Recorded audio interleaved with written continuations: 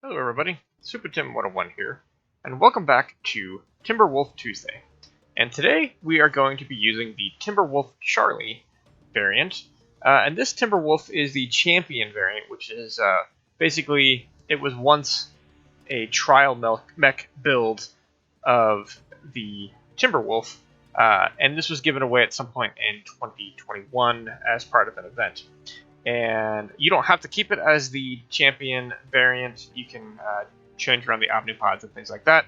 And it gives a 30% XP bonus, which is marginally useful if you're trying to get general XP or something like that. But you can use this build on the regular Charlie Timberwolf variant, or any Timberwolf that has a energy hardpoint in the center torso. So it doesn't have to be this variant. The Bounty Hunter has that as well, and then there's one or two other variants that have this. So while this is on the Charlie variant, it does not have to be, because as we're going to see, we are using the Omnipods from the S from the torsos, the Bounty Hunter right arm, and the Charlie left arm, so that you still keep the Charlie left arm. But the other Omnipods are different. What the S gives you are these jump jets, which is really important for what I think is for this build, right? This build is running ATMs, and this is one of the things that was kind of requested at the beginning when I started Timberwolf Tuesdays, was try an ATM build. And so here we've got two ATM 9s in this in the side torsos. We have a tag here in the right arm, and we have the rest of the energy hardpoints filled with ER medium lasers. We're also running an active probe, 4 tons of ammo, and 4 heat sinks. You could possibly take out another heat sink for another ton of ammo, because it is right on the line of ammo in terms of running out if the fight goes long. So just a quick note about ATMs. They do have, as you can see here on this chart, bracketed range. You have to be at least 120 meters away from your enemy. You want to give it a little bit of leeway there as well, because it's not like 120 meters from your reticle, it's actually 120 meters from your launchers. So your launchers are behind you, so you're probably okay, but just in case, give it a little bit more than 120 meters, because if you are within 120 meters, less than 120 meters, you're going to be doing 0 damage. It requires that 120 meters to do damage. But the good thing about ATMs is that it does more damage than your standard like LRMs. So between 120 and 245 meters, you do 2.5 damage, which is pretty significant. From 245 to 550, you do 2 damage. So even in like sort of that mid-range mid-range range, I guess, you're doing 2 damage, which is like SRM damage, which is pretty nice given the limited range of SRMs. And then after 550 all the way to your max range, you're doing 1.5 damage. So even at max range, you're doing slightly more than LRMs. So the downsides of ATMs is that it has that hard minimum range where if you're below 120 meters, you are doing 0 damage. Another downside is it really has no indirect fire capability. It is more or less a line of sight. Your missiles have very little arc. You can arc them a little bit, but from my experience, you really want to be looking at your enemy and shooting them line of sight, because they're basically straight fire missiles. They will track though. So if your target's moving and you shoot like behind them, but you have lock, they will track your enemy side to side and still hit them. The damage potential for ATMs is pretty significant because it has those high damage brackets, except especially in that sort of lower range, that 2.5 damage. Another downside though is it's a lock-on weapon. You have to be able to lock on. You can fire dumbfire, but that will not track, obviously. So that's why I run the tag to make sure that you lock on, even when you're sort of not.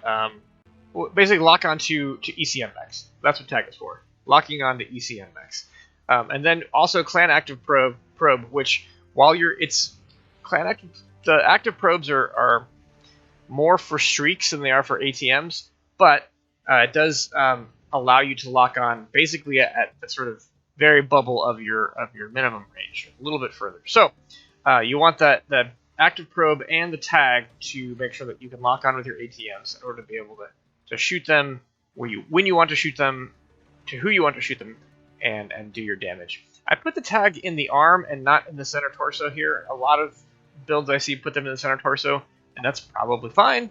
But I like to be able to keep my tag on the target as I'm turning.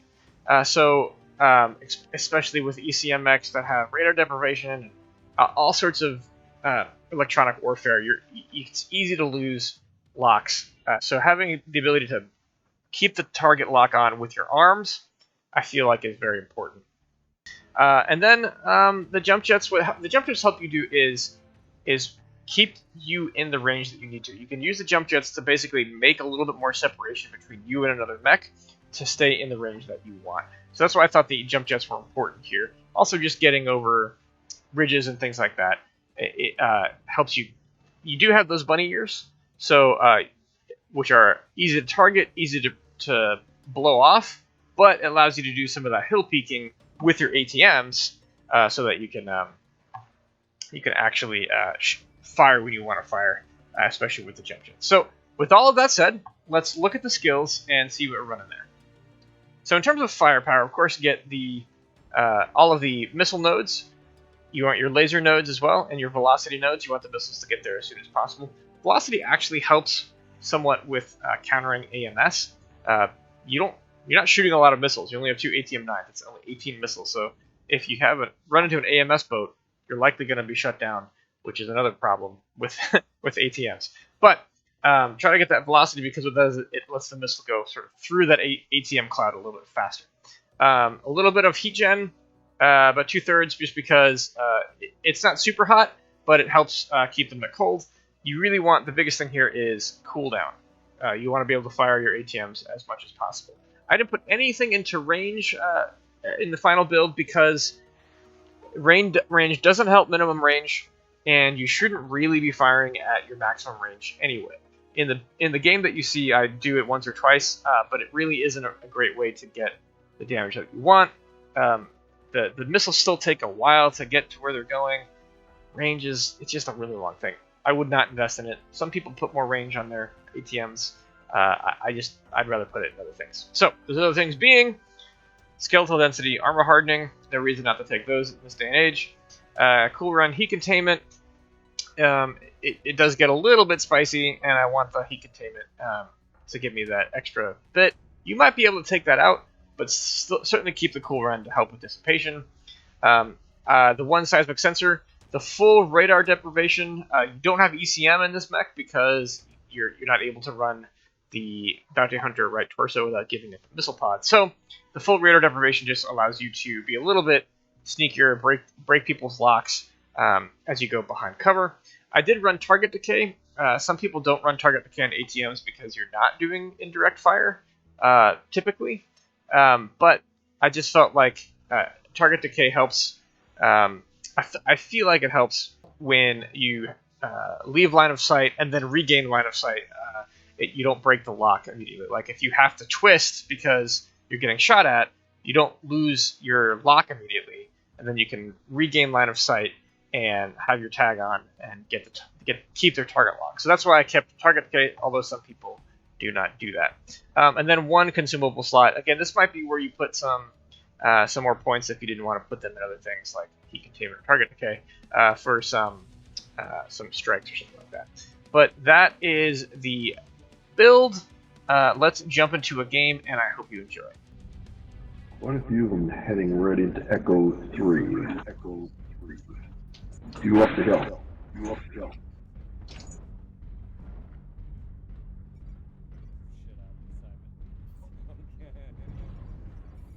Target acquired.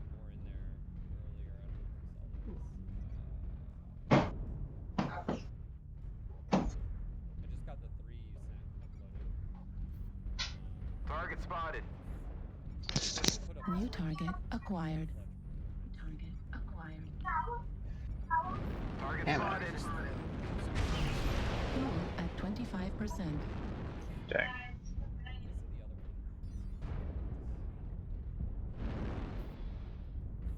How do we convince everybody to merge on the left side? Kind of just happened, actually. New target acquired. Target spotted. Fuel Target at spotted. 25%. Fuel at 0%. Target spotted.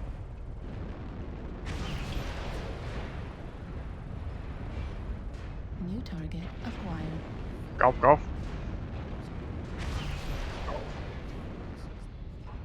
Fuel at 25%.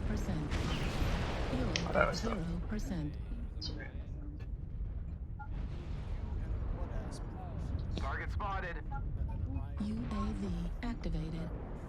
New target acquired. Target spotted. New target acquired. Target Fuel spotted. at 25%.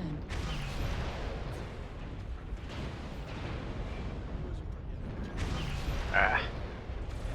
Sorry. New target acquired.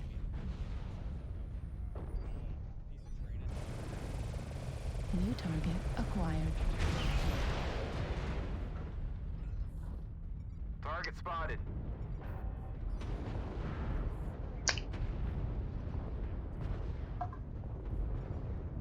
New target acquired. Oh, we're rotating a little bit here. Yeah, is there? Do we have a fast mover that can push that Laram boat in at Fox 3?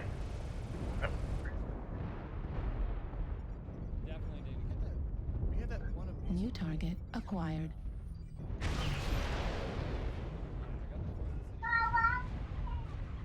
Delta.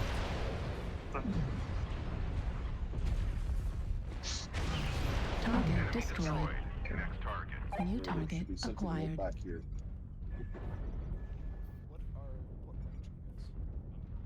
New target acquired.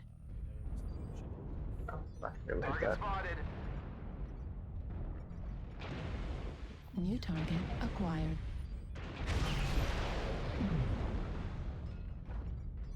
New target Target acquired. spotted. Right.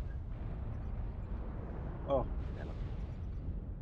New target acquired.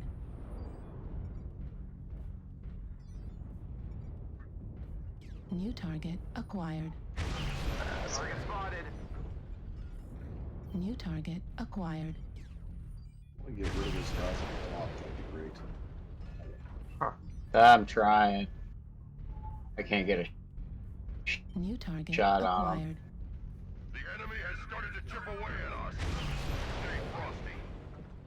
New target acquired. Golf is right here. Fox 3. Need some help?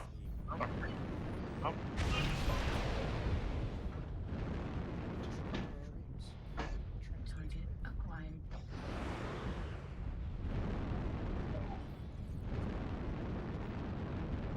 Evan Jaguar got me. New target acquired. You know, Target Falcon spotted. was moving into position to That's help bad. Delta 2. There we go. New target little bit slow, though. acquired. Center torso Oh, come critical on. damage. Heat sink destroyed. Honestly, I think if you Warning, all just incoming run off to missile. the ridge, move New the guys to the target bottom, acquired. probably just take them yet. Gotta take out the snipers.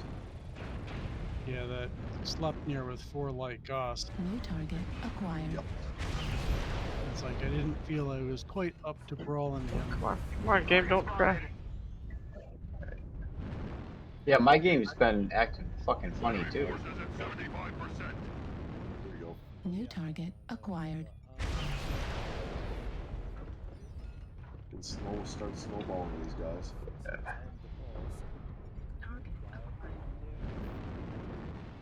New target acquired.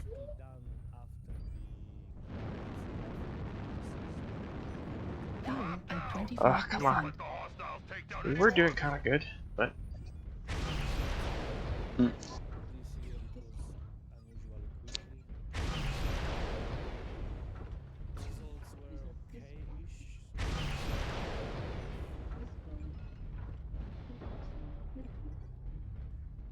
Oh,